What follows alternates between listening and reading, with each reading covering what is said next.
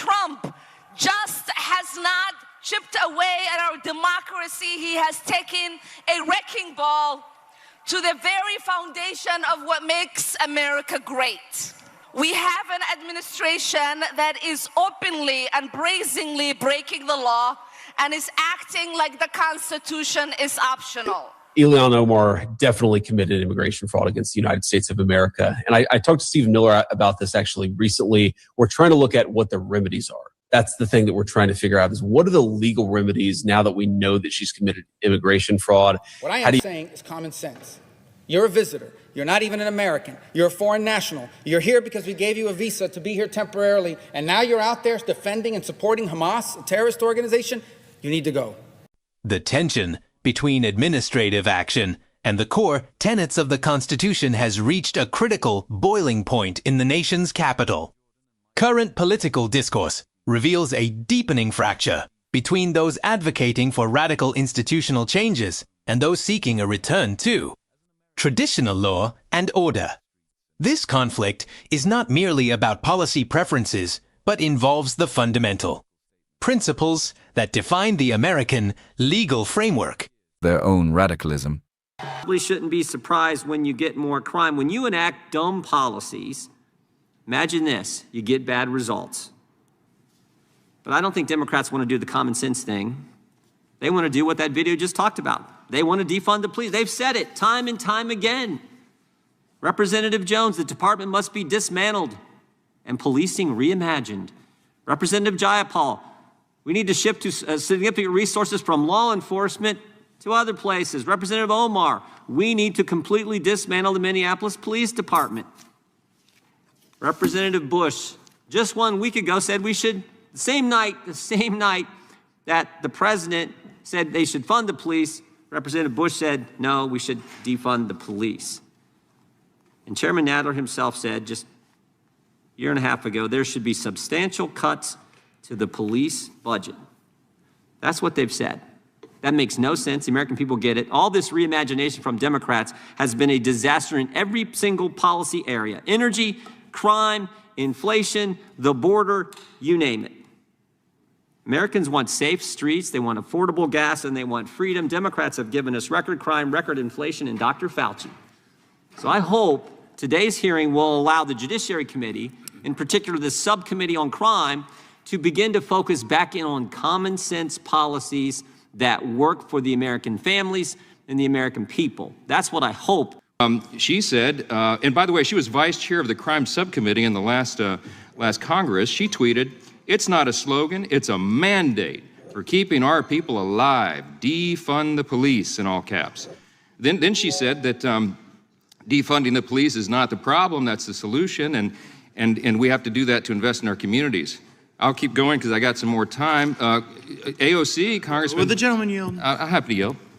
The gentleman just reflected that the person that House Democrats chose to chair the crime subcommittee. You heard that right. Where in the Constitution does it say that the Secretary of State can override the First Amendment protections of free speech? Is there a footnote that I missed somewhere? There's no constitutional right to a student visa. So, but is there a constitutional right? Does it say somewhere that Marco Rubio gets to determine which speech is appropriate and revoke student visas based on what you think constitutes free speech? There's a statute that says the Secretary of State gets to determine whether someone is a threat. We deny visas every day all over the world. Do you think that the Immigration and Nationality Act trumps the Constitution of the United States, Mr. Secretary? Well, Congress can always change the law if you want, but I'm telling you, Mr. Secretary, while I have the authority, I will continue to revoke the visas of these people that come here to tear this country apart. You said that, Mr. Secretary. Let me reclaim my time because you are talking about revoking student visas based on what somebody says. And that means that you are trumping the legal supreme court, the supreme law of the land, which is the Constitution of the United States. No one has a right to a student visa. Mr. Rubio, why did the administration need to use masked, armed, unidentified agents to whisk somebody off the street and deny her counsel for almost 24 hours after her arrest? Well, you'll have to ask the agencies that did that work. I'm not responsible for that. I'm responsible for revoking the visas of these people that come to tear this country apart. Secretary Rubio, I'm talking about this particular case where you revoked the student visa of a Turkish Turkish citizen who was a graduate student who wrote an op-ed that you didn't like. And suddenly you allowed for masked men to whisk her off the street. And you have multiple jobs, apparently. You're the national security advisor as well. So don't tell me it's not your job. Who snatches her off the street? We don't do the snatching, but I can tell you we do the visa revocations. Let me ask you about the national security consequences of people, masked men on the streets, snatching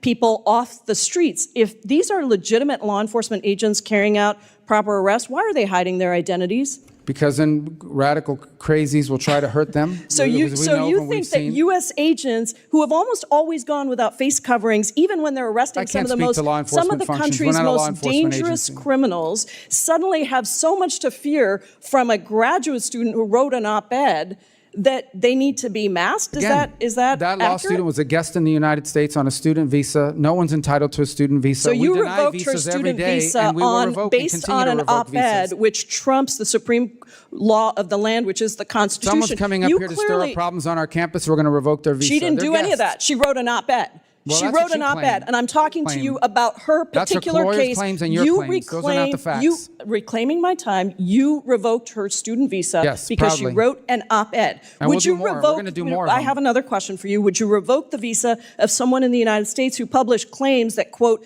Jews are an untrustworthy and dangerous group? Yes or no? We will revoke the visa of anyone who's in this country as a guest who's here to stir up trouble. Are you going to revoke the visa of somebody who made that? I mean, the case. I'll look at it. I'm looking to get crazy people. Actually, it's not just about revoking. You actually, Secretary Rubio, excuse me, reclaiming my time. Can you explain to me why the Trump administration granted refugee status to Charles Kleinhaus, the white Afrikaner who tweeted that exact statement that I just said? There's the case. That's not a visa. You who granted that person to enter the United States. That's a totally different process. That's someone that applied here through a totally different process. Secretary Rubio. Visas are. A central theme in this debate is the accountability of public officials regarding their previous legislative demands. Recent congressional hearings have highlighted a pattern where prominent representatives previously called for the dismantling or significant defunding of law enforcement agencies. These public records are now being juxtaposed against rising crime statistics, creating a significant credibility gap for those who once led the charge. When leadership roles in crime subcommittees are held by individuals who categorized defunding the police as a mandate rather than a slogan, the focus of governance shifts. This approach suggests a preference for reimagining social structures over the practical necessity of maintaining public safety. Critics argue that such ideological shifts have led to predictable and detrimental results across various sectors of civic life. Beyond domestic policing, the controversy extends to the limits of administrative power regarding the First Amendment. Questions have been raised about whether executive departments can override free speech protections based on statutory authority. The debate centers on whether a visitor's visa status subjects their speech to government approval or if the Constitution remains the supreme law of the land regardless of residency status. This intersection of immigration, law, and constitutional rights presents a complex legal challenge. While some argue that the Secretary of State possesses the authority to revoke visas for those deemed a threat, others contend that no statute can trump the Bill of Rights. The core of the issue is whether the government can penalize individuals for their political expressions without violating the very foundations of the legal system. Furthermore, allegations of immigration fraud against sitting members of Congress have added another layer of scrutiny to the federal oversight process. Legal experts and legislators are currently exploring potential remedies to address these claims, emphasizing that the rule of law must apply equally to all. This pursuit of transparency is viewed by many as an essential step in restoring public trust in governmental institutions. The broader societal implications of these debates are profound, touching on everything from economic stability to the physical security of neighborhoods.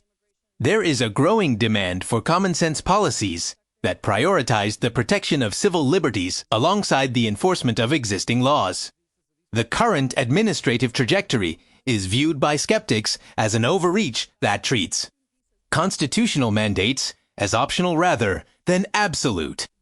Energy policy, inflation, and border security are frequently cited as areas where ideological experimentation has replaced pragmatic governance. The result is often a disconnect between the lived experience of the average citizen and the rhetoric emanating from high-level political chambers. Resolving this disconnect requires a rigorous adherence to the principles of reason and the objective application of the law without partisan bias. Ultimately, the stability of a republic depends on the integrity of its foundations and the willingness of its leaders to defend them. When the actions of an administration appear to conflict with the supreme law of the land, it is the duty of the legislative branch to provide oversight. The ongoing confrontations in Washington serve as a necessary, if brutal, mechanism for holding power accountable to the people it serves. As the nation moves forward, the focus must remain on whether institutional changes strengthen or weaken the fabric of society. The true measure of a government is found in its respect for the individual rights of its citizens and its commitment to the objective truth. Only through a steadfast dedication to these enduring values can the balance between freedom and order be maintained for future generations.